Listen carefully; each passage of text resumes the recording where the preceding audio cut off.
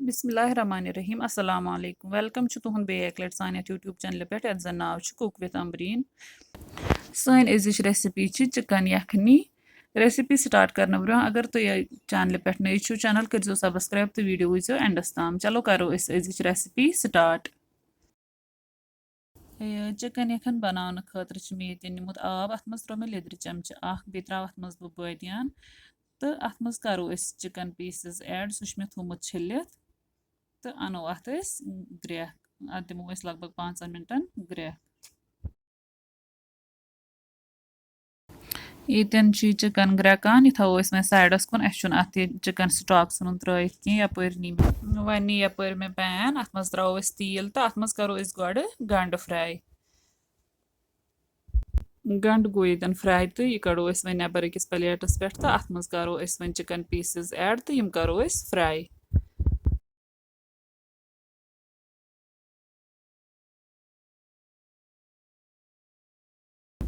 Chicken यु fry ग तो यह कड़ो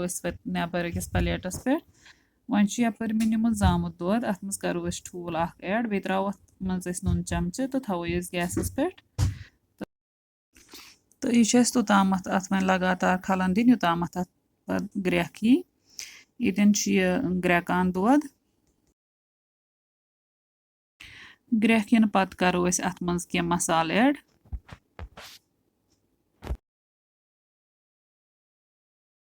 ये मे निमुत जीर चमच दालचीन बे मे निमत बड़ल सब्ज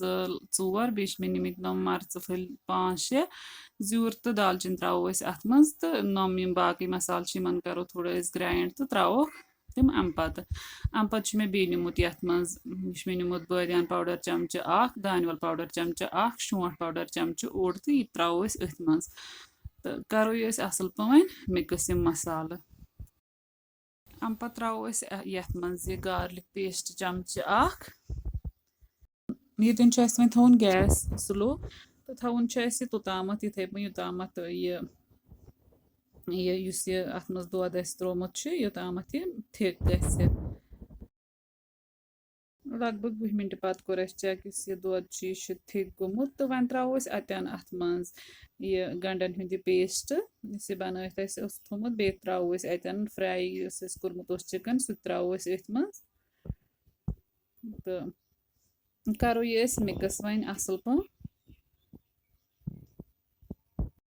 बे त्रो अत मज तिल चमच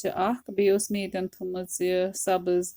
यह पुदन मे थोमुत ये थोड़ा सा यह त्रो अत मज तो अम पत त्रो सारी चीज अत मज त्रो पत त्रो मज चिकन स्टॉक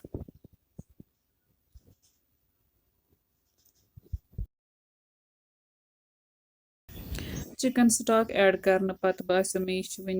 मोट तो अत त्रो मे बे आब गिलास तो वन तोताम ग्रेकनावन योताम यखन यह गि थोड़ा थिक यीज पानस पसंद कह खेवान मोट यखन कह खेवान तन यखन तो तम हिसाब वन तोताम अत पाक दिन लगभग 15 मिनट पत कोर मे चेक यन यखन यस मे जरूरत तिस बनेम तो अतन त्रो मे अत पुदन पाउडर चमच करो ये वो मिक्स तो अगर अम खुद मोट यहान खेन तो ग्रेकन बे 5 मिनट या 10 मिनट तो मे पसंद थोड़ा तनी पहमत मे ज्यादा थिक पसंद कह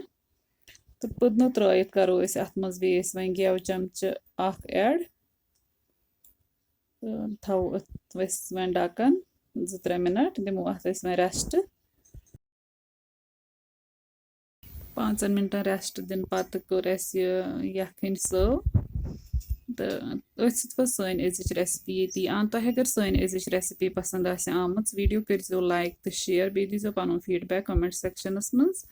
रेसिपी कर जरूर ट्राई अल्लाह हाफिज।